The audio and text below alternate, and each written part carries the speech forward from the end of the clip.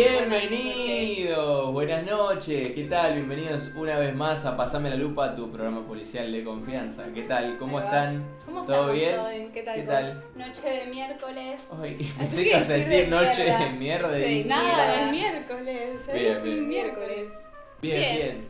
Muy bien, la verdad. ¿Estamos emocionados por el caso? Yo la verdad Yo tenía estoy muchas media... ganas. Es horrible. Es de esos Es casos horrible. que digo, me dan Yo cosita. odio estos casos porque se meten Sí. con criaturas. Sí, es un caso sí. muy fuerte. Todos son terribles, pero los niños... Son casos que siempre que tenemos que leer lo que le pasa a los pobres nenes, la verdad que me da mucho mal cuerpo. Pero bueno, es un caso que la verdad tenía ganas de cubrir hace mucho porque Muy es conocido. el asesino serial más grande de la historia extraoficialmente. Top 2. Top 2 oficialmente. Y nada, la verdad es que es una locura. O sea, todo lo que pasó en esta historia es impresionante. Increíble. Y ojalá nunca se vuelva a repetir, obviamente. Pero Pero, Belu, ¿cómo estás? ¿cómo estás? Acá estamos, la verdad. No, sí, como decían ustedes, es un caso.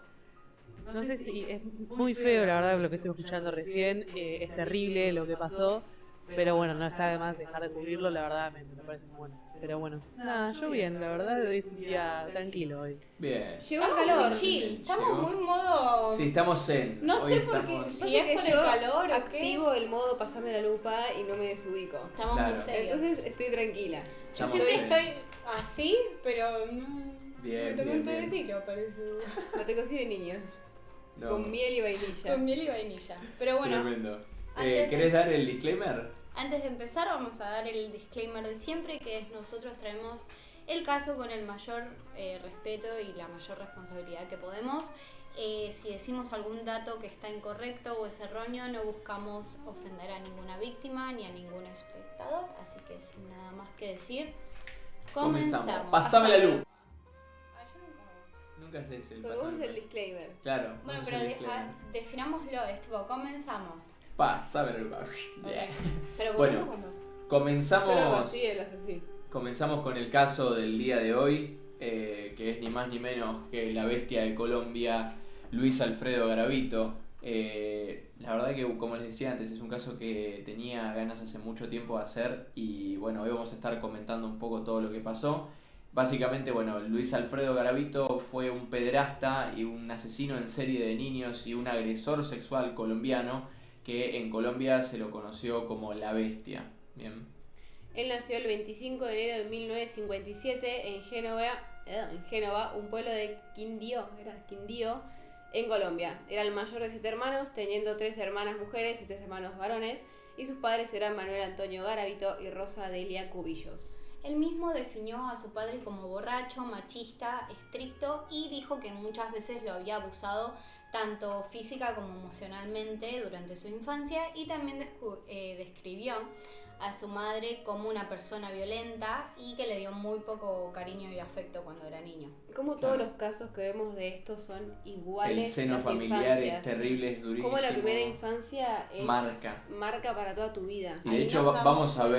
ver que hay una huella en particular que le quedó que fue signo después en todos sus asesinatos. Pasaba No, siempre. Y lo bueno es que ahí nos damos cuenta nosotros también de lo importante que es ese núcleo familiar primero Total. como para... La primera infancia es de las cosas más Sí. importantes que hay, porque si no... Total. Posteriormente comentó que tuvo la desgracia de pertenecer a una familia que se pasaba el tiempo discutiendo, peleando. También dijo que aproximadamente a sus 6 o 7 años había sido atado a un árbol y golpeado con un palo macizo durante horas. Hay quienes dicen que fue un machete.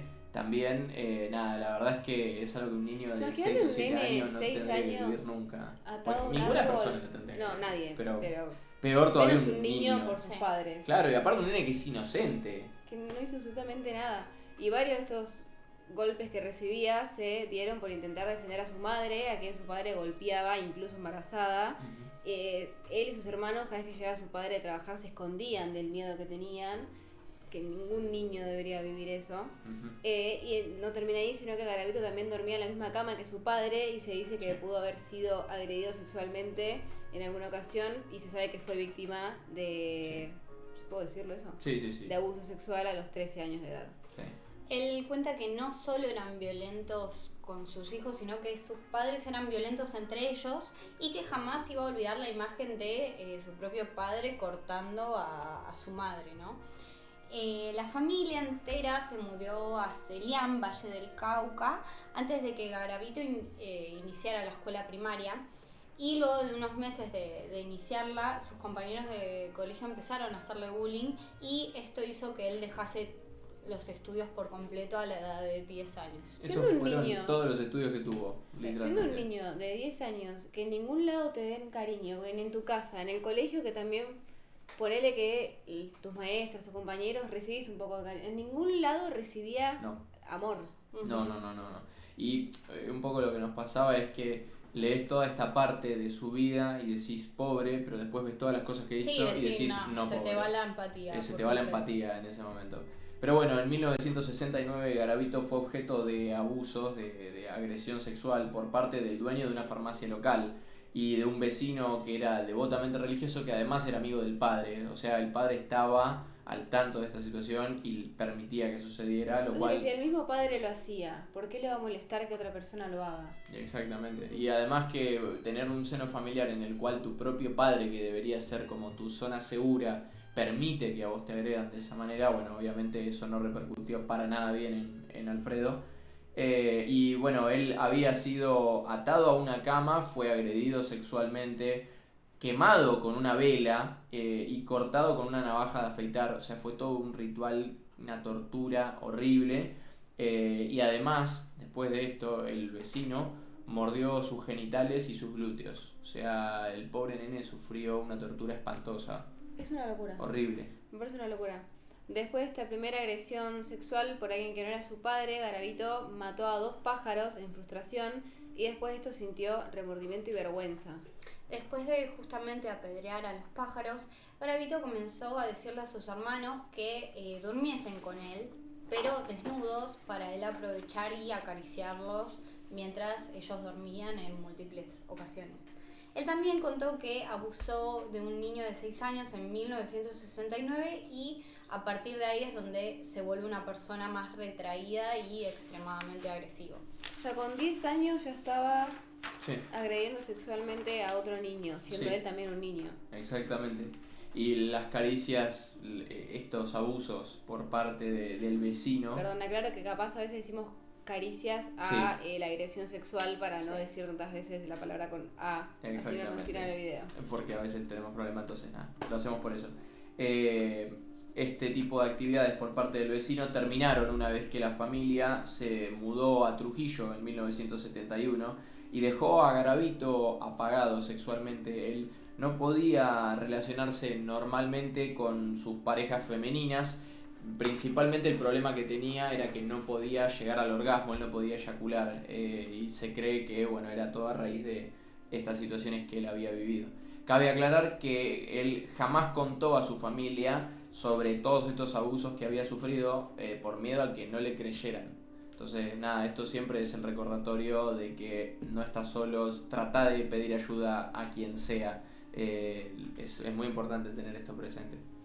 Poco tiempo después de mudarse a Trujillo, un vecino le mostró material audiovisual de adultos heterosexual, pero Garavito no quería mirar y por esa razón el hombre lo golpeó entre la maleza y después lo acarició violentamente. Intentó tener relaciones con mujeres, pero era rechazado. Garavito empezó a beber alcohol y desarrolló una adicción al mismo. Y en 1972 fue desalojado después de ser sorprendido por su madre intentando agredir sexualmente a un niño de 5 años. Y en 1973 pasó algo similar tras un intento nuevamente de agresión sexual hacia otro niño de 6 años en la estación de tren de Bogotá. Este niño gritó y obviamente esto llamó la atención de las personas, sobre todo de las autoridades, y Garavito fue llevado a la comisaría. Y en este lugar él declaró que solo quería acariciar ligeramente al niño. Esas fueron textualmente sus palabras. Y bueno, tras esto último, el padre lo echó de la casa, no por el hecho de que hubiera intentado abusar de un niño, sino que fue por el hecho de que era un niño y no una niña. O sea, le molestaba más el hecho de que fuera homosexual al hecho de que fuera un abusador de menores. Comenzó a trabajar como asistente en una caja de compensación y después en una cadena de locales. También estudió marketing y comenzó a tener problemas con sus compañeros de trabajo, clientes y jefes que terminaban siempre en problemas físicos. O sea, no sabía relacionarse con personas si no era violentamente. Exacto. Después de perder su trabajo, él comenzó a ejercer como vendedor ambulante de objetos religiosos y también como trabajador migrante, desarrollando relaciones principalmente platónicas con varias mujeres a lo largo de su edad adulta. Exactamente, se hizo amigo de varias mujeres, las cuales también tenían hijos, y supuestamente crió a estos niños como si fueran sus propios hijos. Y nada, sus compañeros decían que cuando él se ponía borracho, cuando él estaba ebrio, era una persona cariñosa. Pero lo que no sabían es que mientras él estaba en este estado de ebriedad, atacaba sexualmente a sus parejas sin el consentimiento, por supuesto. Además de ser cada vez más celoso, más controlador y más menospreciador con ellas. En 1992 consiguió un trabajo fijo en un súper en Quimbaya, donde estuvo en pareja con una mujer llamada Claudia, pero él no estaba conforme con ella porque no se sentía atraído por mujeres. Y acá es donde empieza a agredir sexualmente de niños, usaba encendedores, mecheros, cuchillos o velas para hacerles daño. Él jugaba con la ouija y pensaba que el diablo le hablaba. Supuestamente le preguntó qué quería, a lo que Garavito contestó que poder y plata, y el diablo le contestó que matara y que a partir de ahí le llegarían cosas buenas. Claro, acá podemos empezar a ver algunos de los rasgos psicóticos de la personalidad de Garavito, que obviamente tienen que ver con este delirio, ¿no? De estar hablando con el diablo. Sí, medio esquizofrenia, menos no. Sí, podría ser. Si pensás que estás hablando con alguien que en realidad va. Claro, es un rasgo psicótico justamente, y esto claramente lo que desemboca es en cosas cada vez peores para sus víctimas. Según Garavito, una fuerza extraña lo obligaba a matar. El 4 de octubre compró una soga sintética y un cuchillo de carnicero y persiguió a un niño de 13 años llamado Juan Carlos. Poco tiempo después, el niño apareció lamentablemente sin vida, no tenía dientes, los cortes que se encontraron en el cuerpo eran principalmente en la zona del recto, en la garganta y en los genitales. O sea, recordemos que eran zonas que solían abusar en él, ¿no? Cuando él era más pequeño. Y al día siguiente, Garavito empezó a llorar mientras veía la sangre del pobre niño en su ropa y dijo que no era consciente de lo que había hecho. Seguramente no era consciente por el nivel de alcohol que tenía. También porque él se ponía muy borracho, pero acá yo creo que esa declaración de que él dijo que no fue consciente fue simplemente como para que le redujeran un poco. Sí, una excusa, más que nada, porque meter esto de la insanía como recurso para la defensa, y la verdad es que no creo. Capaz realmente estaba totalmente tocado quizás de no la sabía, cabeza sí. y... Sí.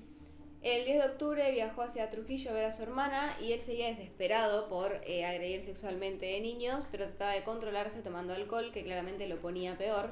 Asesinó a John Alexander, de 12 años, de camino a casa de su hermana, y acá es donde empieza a tener un modus operandi. A todas sus víctimas les sacaba los dedos de los pies. En 1993 también empezó a cortarle el vientre a sus víctimas, y fue ahí cuando llevó a niños de 8 a 11 años desde una escuela local hacia un lote arbolado cercano.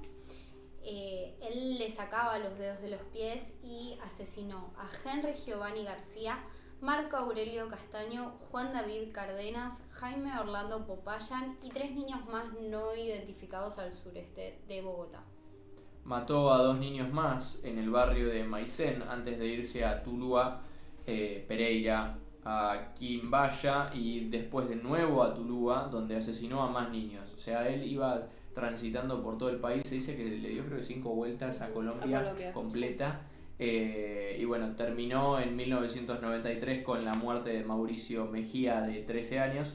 Y bueno, en todo este momento, ¿no?, en el que se daban estos asesinatos, Colombia justo estaba atravesando un conflicto armado interno que fue muy grave. No llegó a ser una guerra civil, pero eran dos bandos muy grandes que estaban disputando de manera belicosa. Muchos niños internamente. obviamente quedaban huérfanos y Claro. sin tener a dónde ir. Y Garavito, por supuesto, que se aprovechaba de esta necesidad porque era una de las características de su modus operandi, que él buscaba a niños que tuvieran alguna necesidad. Era meticuloso y manipulador, usaba disfraces para ganarse la confianza de los niños, presentándose como sacerdote, profesor, agricultor o vendedor ambulante. Les ofrecía comida, dinero, dulces o pequeños trabajos a los niños en lugares apartados y, como decíamos, elegía víctimas vulnerables como los niños huérfanos que nombrábamos recién porque era lo más fácil de eran llegar. vulnerables Ya y un niño manipulables, sí. es muy vulnerable porque No No tiene entiende. una conciencia, un grado de entendimiento más avanzado. Entonces, un niño claro. solo en la calle, viene alguien a decirte te doy comida y vas. Claro, claro. Él los llevaba a sitios aislados donde los agredía sexualmente y los asesinaba. Generalmente con un arma blanca, esto podía ser un cuchillo o un machete, y los cuerpos eran abandonados en fosas comunes o en terrenos baldíos, lo que dificultaba el hallazgo justamente. Claro, claro. A estos sitios que nombramos los llevaba caminando a los niños, entonces se iban cansando en todo este camino mientras él iba tomando este ron barato. Entonces de esta manera él llegaba al estado de ebriedad con el que le gustaba asesinar y los niños estaban demasiado cansados como para poder pelear, para dar una resistencia. Y bueno, una vez que los llevaba a estos lugares era donde comenzaba la tortura, que fue gracias a autopsias que se realizaron más tarde, que se pudo saber que Garavito los ataba de pies y manos, los golpeaba y los pateaba por todo el cuerpo, además de la agresión sexual que cometía sobre ellos. Los cortaba con destornilladores o cuchillas y después eso los agredía sexualmente. Después les cortaba la garganta y solo así llegaba al orgasmo.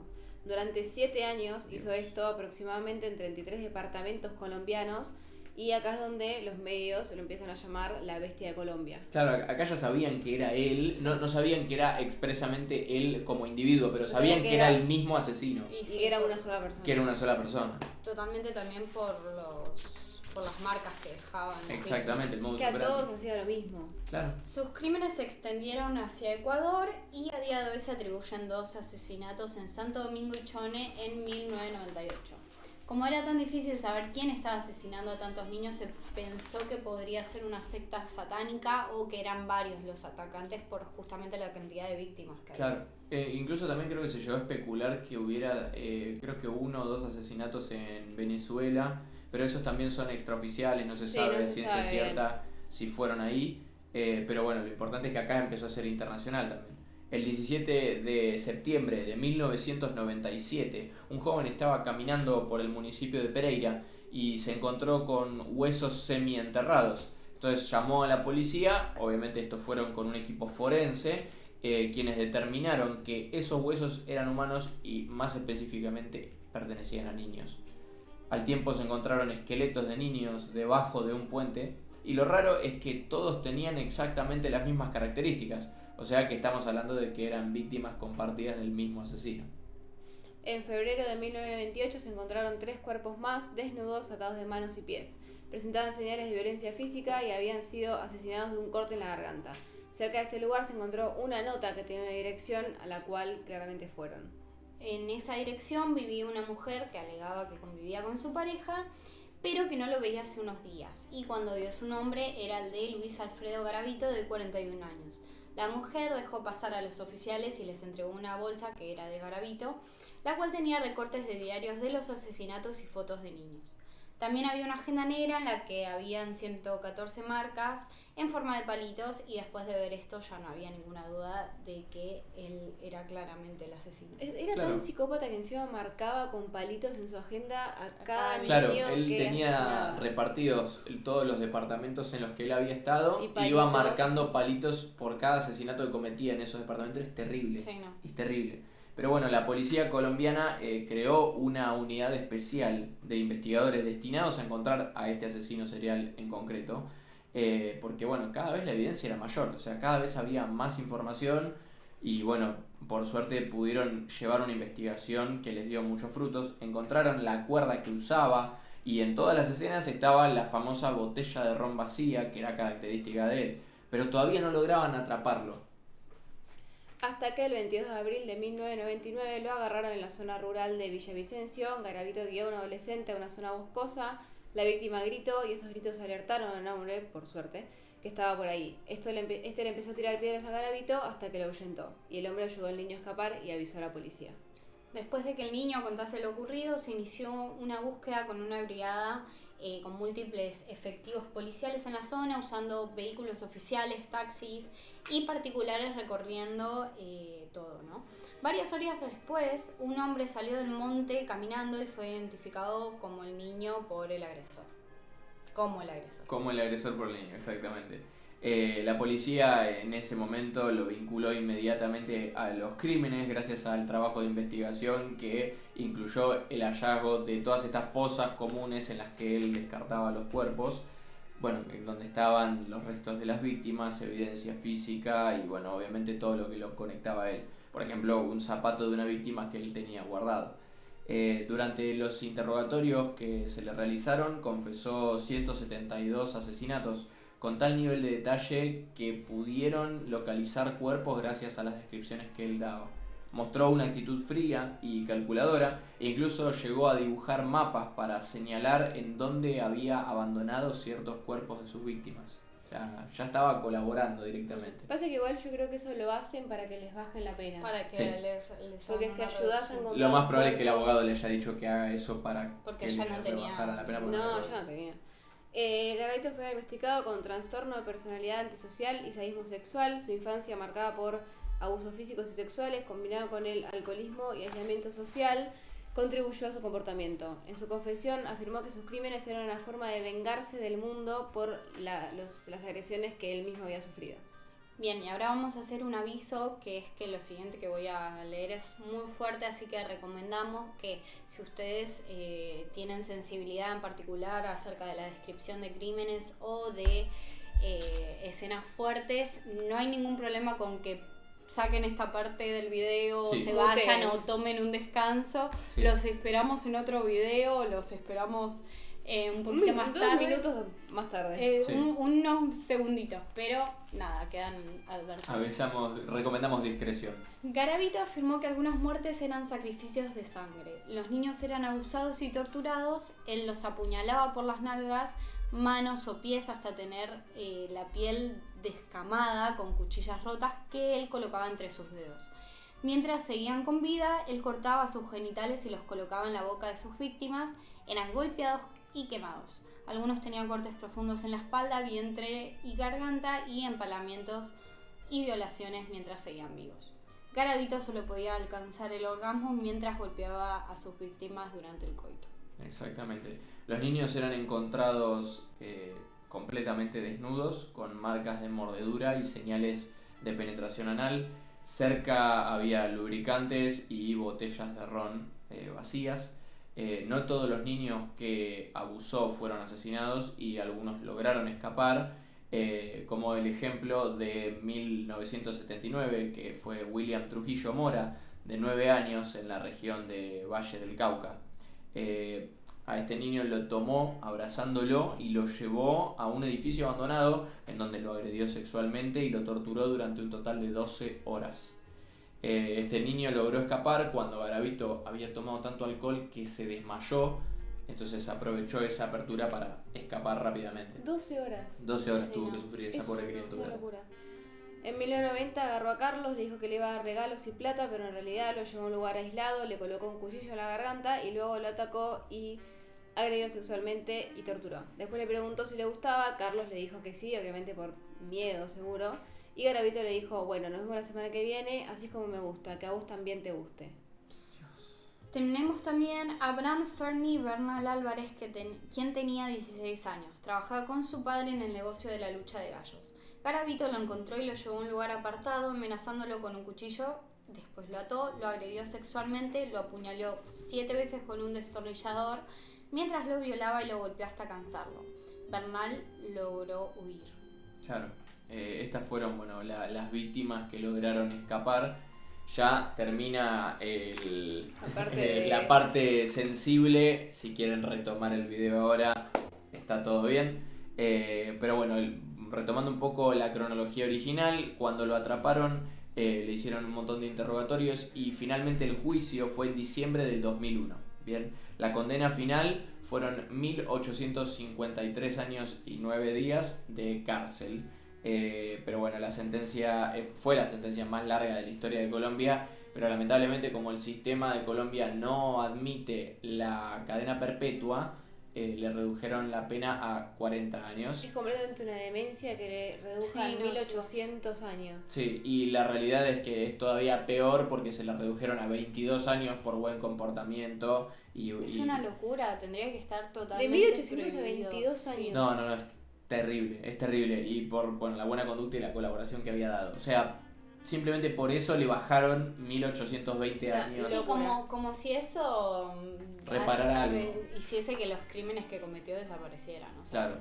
Confesó 190 muertes, pero se estima que podrían ser más de 300 y estuvo activo desde 1992 a 1999. En 2006 se le negó la libertad condicional por no cumplir requisitos de rehabilitación. Su caso generó controversia constante. Familias de víctimas protestaron contra cualquier posibilidad de liberación temprana y hubo debates en el Congreso sobre endurecer penas para asesinos en serie. En 2019 se reportó que intentaba apelar su pena, pero no prosperó. él murió el 12 de octubre del 2023 en la clínica Nueva Santo Tomás de Valledupar debido a múltiples problemas de salud. El Instituto Nacional Penitenciario de Colombia confirmó que estaba internado en un hospital cuando falleció debido a varias afecciones de salud. Uno de los diagnósticos recientes era cáncer ocular, afectando su ojo izquierdo, y leucemia como enfermedad hematológica. Ahora Claro. la semana que viene se cumplen 2 años de Sí. que se murió. Sí, es una locura. Si ven algunas fotos de él, bueno, ahí pueden observarlo. En el ojo. Ahí se ve la afección que padecía en su ojo izquierdo, que era el cáncer ocular. Pero nada, así es como termina la historia de el asesino serial, bajo mi punto de vista, más grande, entre comillas, Fabuloso. de la historia. Horrible, una historia Enfermo. completamente espantosa de principio a fin. Nos puso la piel de gallina cuando la estábamos investigando, cuando estábamos haciendo toda la investigación para traerlo acá. La realidad es que todas estas situaciones que se vivieron se podrían haber evitado si no vivían esos abusos de tan chico, ¿no? Entonces, nada, si conocen, recuerden, a alguien que está en una situación de vulnerabilidad o saben que hay alguien que está pasando por una situación compleja o difícil, ayúdenlo, busquen ayuda, pidan ayuda para esa persona, porque no saben por lo que puede estar pasando y quizás no solo le salvan la vida a esa persona, sino a muchas miles de personas. más. Así que nada, sin mucho más que agregar, Melu, ¿qué opinas de todo lo que hablamos? Hola, No, tremendo, la verdad, me dejó sin palabras. Nada, cuando ustedes dijeron que podía ser sensible la información, me quedé helado, o sea, no podía creer lo que estaba escuchando, realmente. Completamente No sé. enfermo, Sí, que es- encima llegaba al orgasmo con todo eso solamente que se hacía. hacía eso. Sí. Aparte, todo es totalmente demencial, o sea, el hecho de que anote con palitos la cantidad de muertes que tenía, es como si estuviese llenando un calendario el chabón, ¿entendés? Como Sí. si estuviese cumpliendo un reto. Se No, recorrió no. Colombia más de 5 veces buscando víctimas. O sea, él caminaba, miraba, iba viendo qué podía agarrar. Encima de abusarlos y de torturarlos, es como le hacía la cantidad de cosas, lo de los dedos del pie. Sí, que incluso... Son todas cosas que le hacían a él de chico. Claro. Menos lo de los dedos de los pies. Claro, y puntualmente él se contaba, ¿no? A lo largo de todo este caso, que él en cierto momento también, perdón de nuevo, discreción, él le cortaba los genitales a sus víctimas y se los ponía en la boca mientras todavía seguían vivos. O sea, todo esto mientras seguían vivos. O sea, Sí, no, chicos. ¿entienden el grado el mal estado mental que tenía, ¿no? O sea, era una locura absoluta lo que padecía este hombre. Y lo que más terrible también me parece es que haya sido todo en 7 años. 7 años. O sea, Sí, 7 años. que lo hayan podido frenar antes. Que No hayan podido frenar y que la cantidad que se estimula que pueden llegar a ser hasta 300 personas, a 300 niños. Sí. Que solo confesó 190. O sea. Claro. En 7 años nada más. Sí, Me parece sí. terrible. Sí, la verdad que es impresionante. Pero bueno, gente, esto fue todo por el caso de hoy. Esperamos que les haya gustado. Como siempre, es un placer traerles estos casos a ustedes. Si quieren que cubramos algún caso en particular, déjenlo en los comentarios, en el chat o mándenos un mensajito por nuestras redes que siempre los estamos leyendo. Les agradecemos un montón por el apoyo. Los esperamos este viernes, que se viene un programa muy copado. Así que nada, este viernes como siempre en Voces en Foco, de 16 a 18 horas, horario Argentina. Los queremos un montón y nos vemos. ¡Chao!